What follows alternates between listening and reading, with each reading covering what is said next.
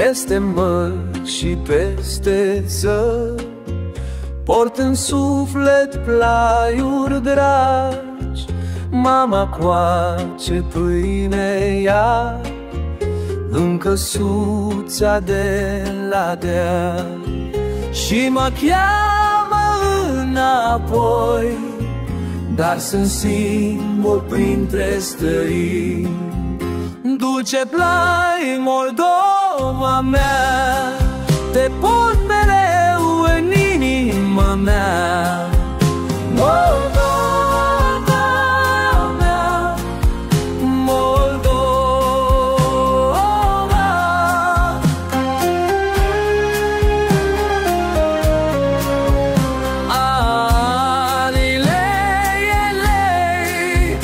Vița crește pe pământ ca și dorul în cuvânt. Clopotele bat în sat, cum băteau și în alte dăți, și mă doare când privesc pozele din timp trecut. Dulce plai, Moldova mea, te port mereu în inima mea. Moldova mea, Moldova.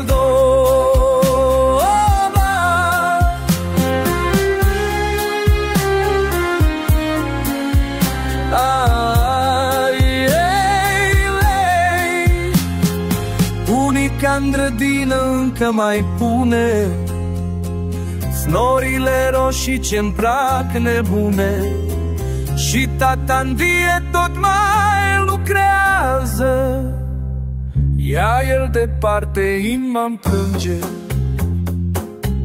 poate într-o bună zi drumul meu va fi spre casă, să mă întorc la rădăcini, unde inima mă lasă.